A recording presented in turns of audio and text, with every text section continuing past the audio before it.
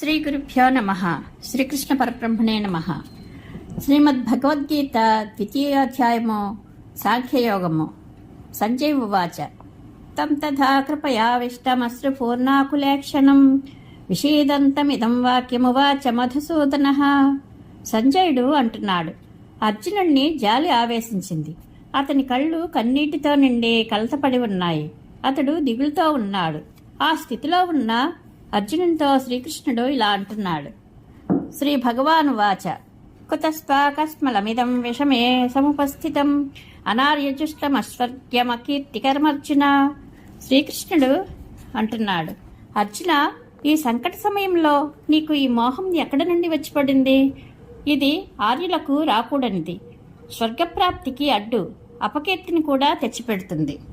క్లైబ్యం ఆస్మకమః పార్థనైతత్వయ్యుపపద్యతే క్షుద్రం హృదయ దౌర్బల్యం త్యక్తోత్తిష్ఠ పరంతప.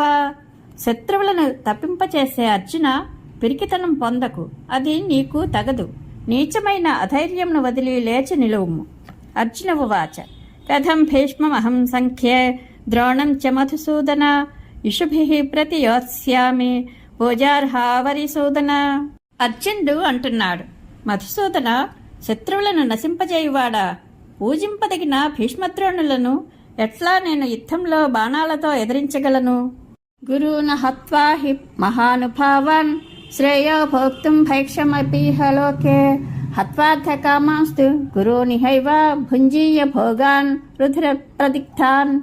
పెద్దలను చంపి నెత్తిడితో తడిసిన అర్థకామ భోగాలను ఈ లోకంలోనే అనుభవించిన వాడిని అవుతాను.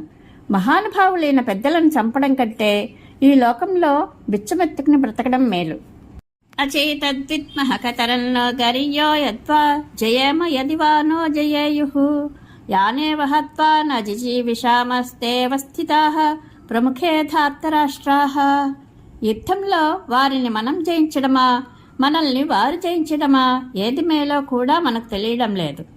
ఎవరిని చంపిన తరువాత మనకు జీవించి ఉండవలనన్న కోరిక కూడా ఉండదో ఆ ధృతరాష్ట్ర కుమారులు ఎదుట నిలిచి ఉన్నారు. కార్పణ్య దోషోపహత స్వభావః పృచ్ఛామి త్వాం ధర్మ సమ్మూఢచేతాః యచ్ఛ్రేయః స్యాన్నిశ్చితం బ్రూహి తన్మే శిష్యస్తేహం సాధి మాం త్వాం ప్రపన్నం. మనసు చెదిరి నా శౌర్య స్వభావం దెబ్బతిన్నది. ఏది ధర్మమో తెలియలేని సంశయ చిత్తంతో నిన్ను అడుగుతున్నాను. ఏది మేలో నిశ్చయించి నాకు చెప్పు.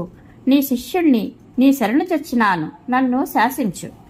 అహి ప్రపశ్యామి మమాపనుత్యాచోకముచ్ఛోషణమింద్రియాణం అవాప్య భూమావసపత్నమృద్ధం రాజ్యం సురాణామపచాధిపత్యం. ఈ భూమి మీద శత్రువులు మిగిలని సమృద్ధమైన రాజ్యం పొందిన, పైలాకంలో దేవేంద్ర పదవి పొందిన, అవి ఇంద్రియాలను పనిచేయకుండా చేస్తున్న నా ఈ శోకం నివారించగలవని నాకు అనిపించడం లేదు. సంజయ్ ఉవాచ ఏవముక్త్వా హృషీకేశం గుడాకేశః పరంతపః నయోత్సేయితి గోవిందముక్త్వా తూష్ణీం బభూవః. సంజయుడు అంటున్నాడు, హృషీకేశునితో ఈ విధంగా అని శత్రువులను తప్పింపచేసే అర్జునుడు యుద్ధం చెయ్యను అని మాట్లాడకుండా ఊరుకున్నాడు. తమువాచ హృషీకేశః ప్రహసన్నివ భారత సేనయోరభయోర్మధ్యే విషీదంతమిదం వచః. రాజా, ఉభయ సేనల మధ్య దిగులు పడి ఉన్న అతనితో శ్రీకృష్ణుడు పరిహసిస్తున్నట్లుగా ఇలా అంటున్నాడు.